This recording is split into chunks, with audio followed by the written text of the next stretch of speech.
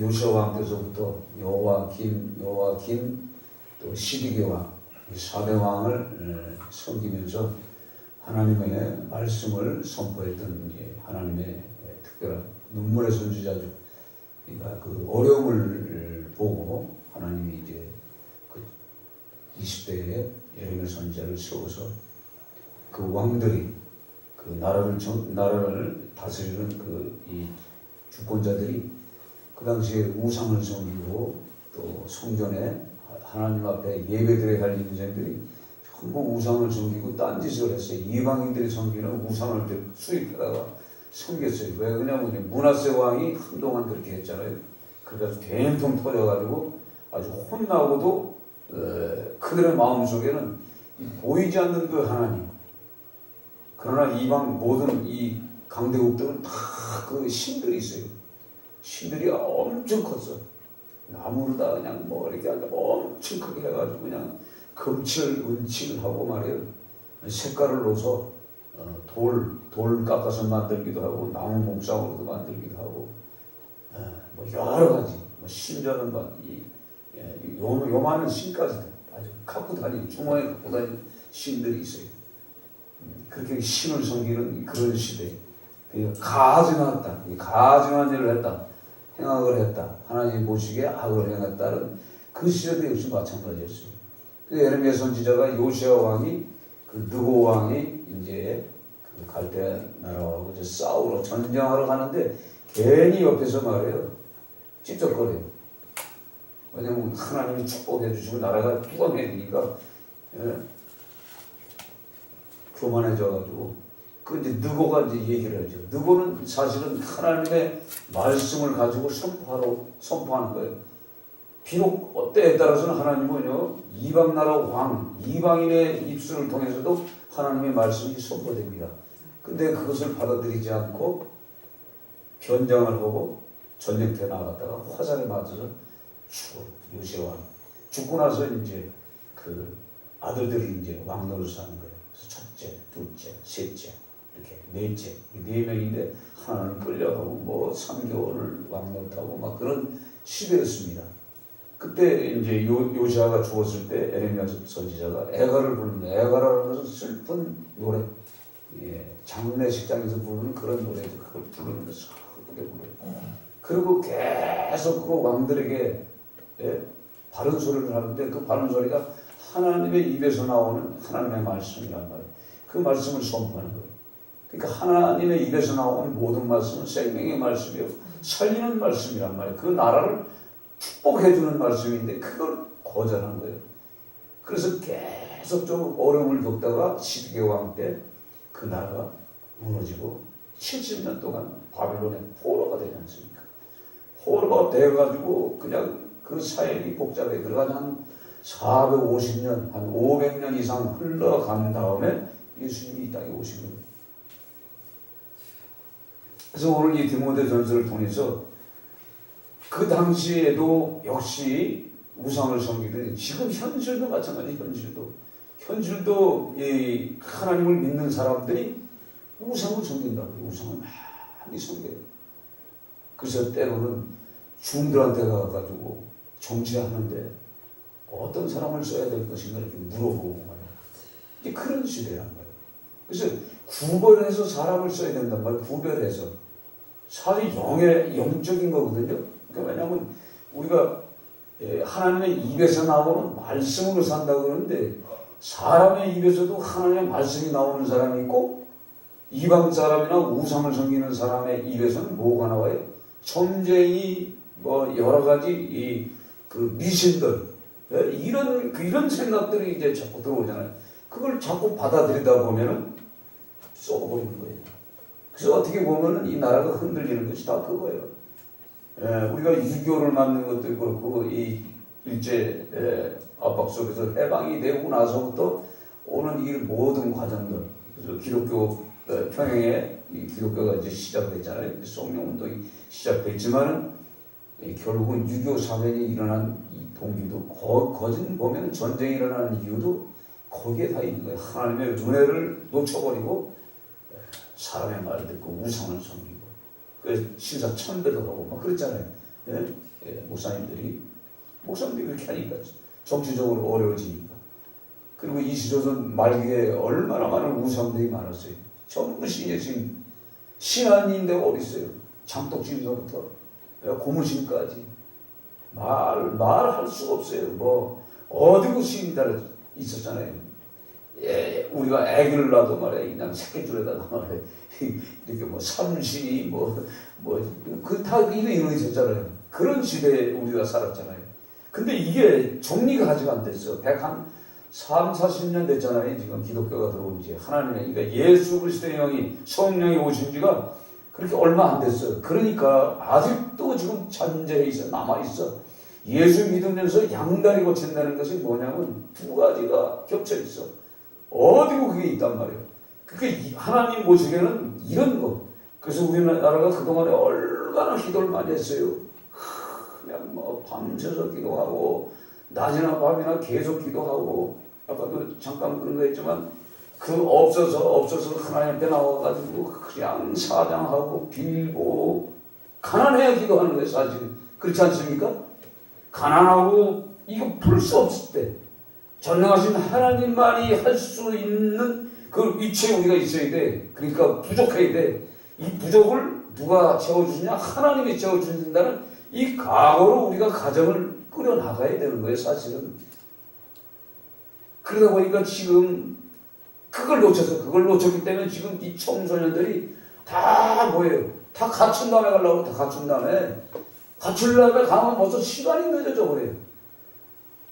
그래서 이스라엘 유대인들은요 30에 다 끝나요. 30에 결혼하고 재산 뭐 이런 경제적인 것이 다 끝나 30 안에 다 끝나 땅, 집 다 만들어 놓는단 말이에요. 근데 지금 뭐예요? 50에 60에 돼서도 이걸 못 한단 말이에요. 그러니까 이거 언제 할 거예요?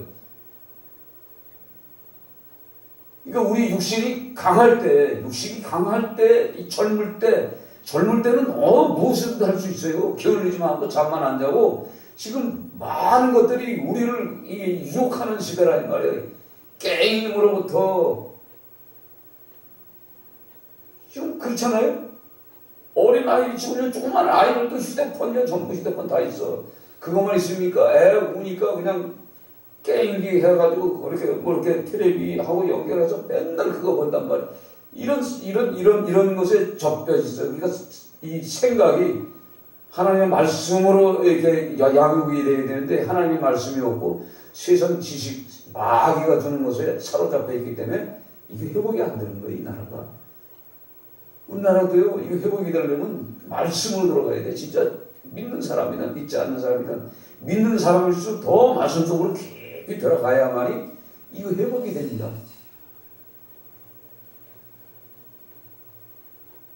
이게 뭐 자꾸 옛날 얘기하는데 사실 그 옛날 그 살아온 사람들을 생각해 보세요. 그걸 생각하면서 거기에 다는 못해도 한 70%만 따라가면요. 다시 이 경제 대국이 또 될 수가 있어. 사실 이 대한민국도 좋은 나라가 됩니다. 그래서 우리가 일하기 싫어서 너무 내 집이 편하니까 내 집이 얼마나 편해. 옛날 여러분이 지금 이 겨울에 옛날 어머니들이 어떻게 했어요? 빨래를 빨찌개. 빨래 빵내기 가지고 그것도 이 옷감이 그때는 뭐야 하였잖아 전부 그쵸? 거진 다 하였어. 또 검은 건 없었어. 거진 하얀 시대. 그거 기저귀도 또 하얗잖아요. 그거 손쉬운데 그 냇물 시냇물 그런 데서 두들기면서 그렇게 키웠잖아요. 그렇게 키운 그 자녀들이 어떻게 성장했어요? 다 나쁜 길로 가지 않잖아요. 다 바른 길로 가잖아요. 그렇게 하면서. 그래서 어떻게 보면은 이 과거의 우리의 삶이 회복이 돼야 돼요. 우리 삶이 회복이 되면요, 우리가 엄청난 부자요. 옛날 우리가 돌아가면요, 옛날 그 시대를 생각해보면요, 진짜 엄청나게 지금 축복받은 시대예요. 굉장히 많이 축복받았어요. 아니, 지금 이게 나라가 막 엉망이라는데 50만이, 예? 50만이 서울에 50만, 60만이 전부 외국으로 갔어요, 외국으로. 관광을 갔어요. 못 사는 나라예요? 엄청 잘 사는 나라예요. 50만이 한 사람 개인당 아무리 못 가져가도 50만 원 가져간다고 생각해요. 얼마나 많은 돈이 외국으로 다 빠져버려요. 뭘 난리 났다고 하면 다 빠져버려요. 돈이 다 빠져버리는 거예요. 그러니까 여기 국가에 돈이 없는 거죠. 그런 것들이 많아요. 그러니까 이런 모든 부분들도 이 국가 정책상 이걸 잘 살필 수 있는 왕들이 나와야 되는 거예요, 사실. 그래서 오늘 성경에 그거예요. 고난원이 모든 사람을 위하여 간구와 기도와 도구로 감사하되, 우리가 항상 간구도 하고 기도도 하고 도구도 하고 감사합니다. 그러나 뭘 하냐? 임금들과 높은 지위에 있는 모든 사람을 위하여 하라. 이 나라를 다스리는 사람들을 위해서 우리가 눈물 흘리면서 기도를 해야 돼요. 에레미야 선지자처럼 그 에레미야 선지자가 그 시대 바라보니까 하나님의 모습에도 그렇고 자기가 보는 판단에 하나님의 말씀 율법으로 다 봐도 진짜 죄 심판받을 짓들을 하고 있는 거예요. 그러니까 하나님의 음성이 자꾸 들려서 선포를 하잖아요. 계속 선포를 해도 이 사람들의 귀에는 안 들려. 이게 들어오지가 않아. 지금 시대가 그래요. 아무리 좋은 말씀을 해도 귀에 들어오지 않는 시대예요. 그러니까 이 젊은 청소년들이 어떻게 변해? 그 젊은 청소년들이 이제 이제 성장하면은 장년이 돼서 이 나라를 다스려야 할 사람들이란 말이에요. 그렇죠? 근데 그 사람들이 지금 다 운동권 하던 사람들, 그냥 이 나라에 대한 어떤 이 불평불만으로 이 자리 잡은 사람들이 지금 집에 가잖아요. 곳곳에 쭉 들어가 있어. 그게 남아있어서 그래. 그게 계속 사단적인 거예요. 그것 때문에 흔들리는 거예요, 이게. 그 사람들 마음속에 나라를 사랑하는 마음만 만약에 들어가 봐요. 협력해서 소원을 이룬다고 이게 되는 거거든요. 그게 없잖아요. 그러니까 뭐든지 한번 이 정권을 잡은 데는 아주 뿌리 빼놔서 아니면 평생 대대로 먹고 살려고 하지만 역대 이 대통령들을 쭉 보면 다 감옥에 가잖아요. 그 감옥 가는 그 대통령을 왜 하려고 하는지 모르겠어. 그래 안 그래요? 여러분 생각해보세요. 다 못 가잖아요. 요번에 그 어떤 분은 나왔다가 한 20일 하다가 아이고 이거 개판이구나. 뭐 이게 사실 이렇게 저 사람들을 잡으려면요 악해야 되거든. 진짜 악해야 돼. 권모술수를 써야 되고 때로는 죽여야 되고 때로는 이 폭력해야 돼. 그래서 좋은 소리를 못 들어야만이 이 나라를 다스릴 수가 있단 말이에요. 그러니까 예수 믿는 사람들은 굉장히 힘든 그런 시대입니다. 그래서 이건 영적으로 봐야 돼. 영적으로 이렇게 보면서 우리가 기도해야 돼. 그래서 우리가 임금들과 높은 지위에 있는 그 모든 사람을 위해서 우리가 기도하는 이유가 여기 성경에 나와 있잖아요. 우리가 모든 경건과 단정함으로 고요하고 평안한 생활을 하려 함이라. 우리의 생활이란 뭐예요? 이 살아서 생명을 유지하고 생활하기 위해서는 이들의 마음이 하나님의 마음으로 바꿔줘야 돼. 하나님을 경외하는 마음으로 돌아와야 되는데 하나님을 무서워하는 마음. 이게 성경을 읽는 자들이 돼야 돼. 성경을 하여간 절에 다니든 뭐 다니든 불경을 다니든 뭘 하든 성경을 읽는 자들이 돼야 돼. 성경을 읽으면요 불신자들이라도 성경을 읽으면 뭐가 깨달아져요. 성경의 말씀은 뭐예요? 생명의 말씀이니까 죽었던 인생이 회복이 되거든. 그래서 우리가 계속 끊임없이 기도해서 우상을 섬기고 미신을 섬기는 이런 것들을 다 제거하지 않으면 안 되는 그런 시대입니다.